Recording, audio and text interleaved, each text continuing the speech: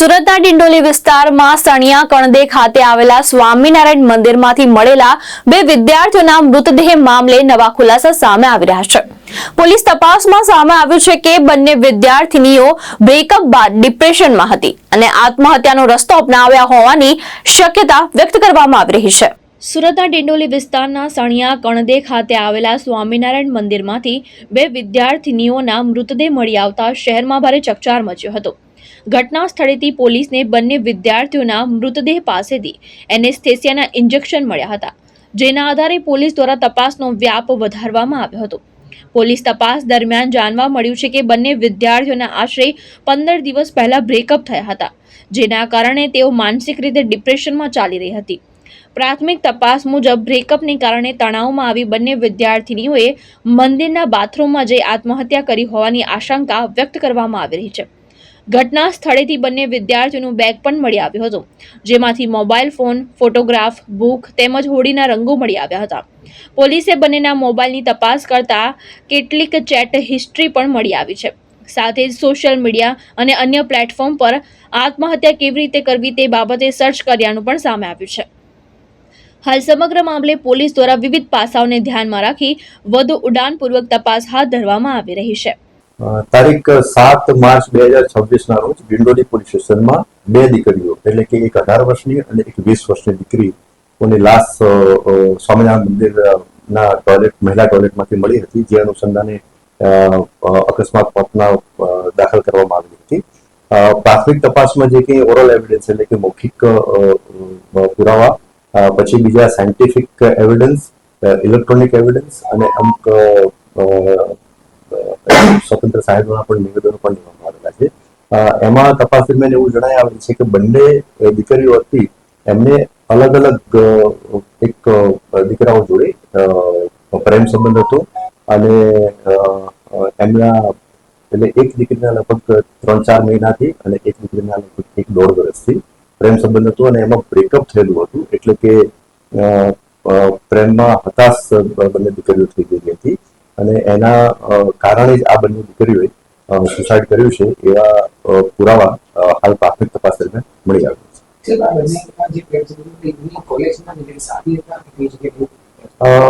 મેં જેમ આપને વાત કરી એમ કે 7 તારીખે બનાવ દાખલ થયેલો છે અને 2 દિવસ હજુ તો તપાસ થયેલી છે। તપાસ પ્રારંભિક તબક્કામાં છે।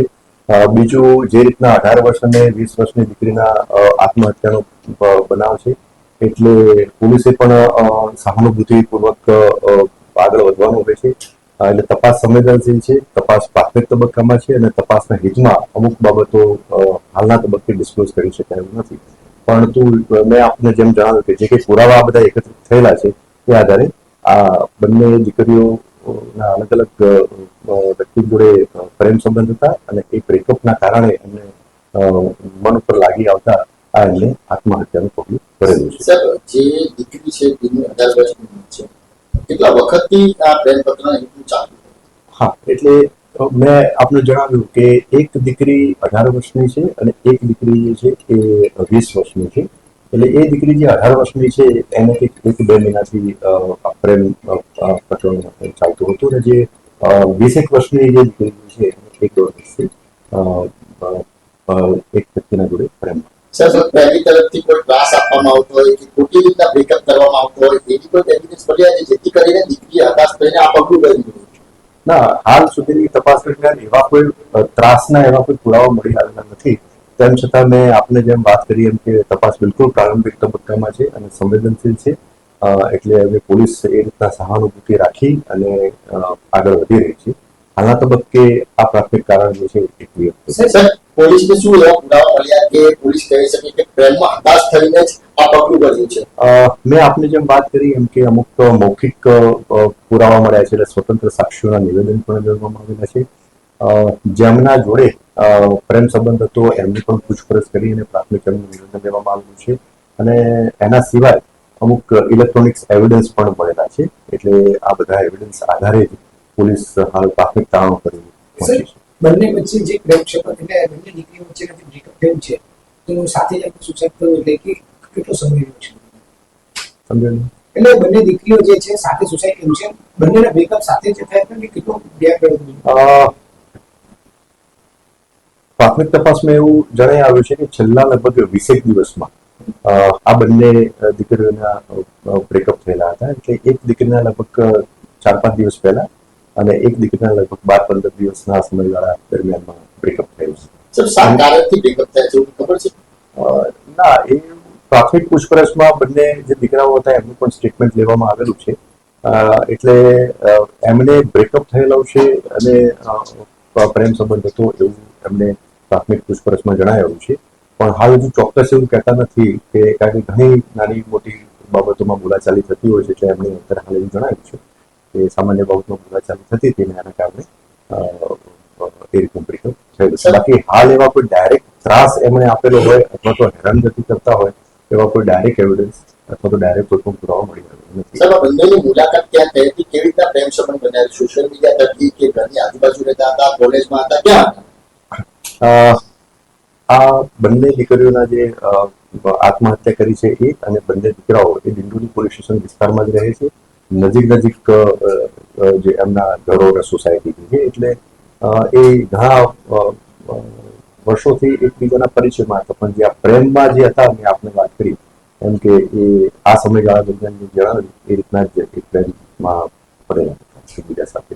સર બ્રેકઅપ થવાનું કારણ શું? બંને જે યુવક છે તેમને શું જણાવ્યું? શું કારણથી બ્રેકઅપ કર્યું? મેં આપને એમ જણાવ્યું, મેં હાલ આપણે પ્રશ્ન પૂછ્યાનો જવાબ મેં આપેલો છે કે હાલ એમણે એવું જણાવ્યું કે સામાન્ય એમ બોલાચાલી એનું થોડું થતું હતું, એટલે મનમુખ જેવું થતું હતું.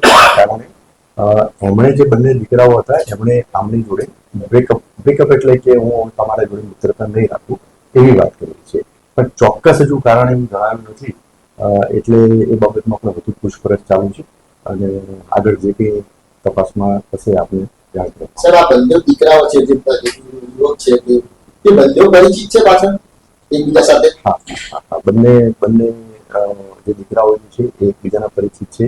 જેમ આ બંને દીકરીઓની જે આત્મહત્યા થઈ ગઈ, આપઘાત કરેલો છે એ બંને જેમ પરિચિત હતા એમ બંને એકબીજાને ઓળખે છે. સર હવે કઈ રીતના તપાસ કરવામાં આવશે પોલીસની? એક તો આમ પ્રાથમિક જે પુરાવા એકત્રિત થયેલા છે એ આધારે બંને દીકરીઓ આત્મહત્યા કરી છે એવું જણાઈ આવ્યું છે. તેમ છતાં જે મેડિકલ એવિડન્સ એટલે કે PM નોટ અને ફાઇનલ પોઝિટિવ જેટલું આવવાનું બાકી છે. એમાં હિસ્ટોપેથોલોજીકલ રિપોર્ટ અને કેમિકલ એનાલિસિસ ઉપર બાકી છે. એ આવશે એટલે એક મેડિકલ એવિડન્સ બનશે. એના સિવાય બંને દીકરીઓના મોબાઈલ ફોન કબજે કરવામાં આવેલા છે. બંનેના મોબાઈલ ફોન પણ એફએસએલમાં મોકલવામાં આવશે. એના સિવાય CDR, એના સિવાય ઓરલ એવિડન્સ, ઇલેક્ટ્રોનિક એવિડન્સ આ બધા ભેગા કરી અને તપાસ પૂર્ણ કરવામાં. કોઈ બ્લેકમેલિંગનો સર કિસ્સો તો નથી જેનાથી દાસીને દીકરીએ આ પગલું ભર્યું હોય? ના, મેં આપને એમ જણાવ્યું કે હાલ સુધીની તપાસમાં એવી કોઈ પણ પ્રકારે આ બંને દીકરીઓને કોઈ પણ એટલે કે જેમના જોડે પ્રેમમાં હતા એ અથવા તો કોઈ પણ પેરેન્ટ અથવા કોઈ અન્ય વ્યક્તિ તરફથી માનસિક ત્રાસ કે શારીરિક ત્રાસ આપેલો હોય એવી કોઈ હકીકત આજ દિન સુધીની તપાસમાં આવશે. ભાવેશ ઉપાધ્યાય, દ્રષ્ટિકોણ ન્યૂઝ, સુરત.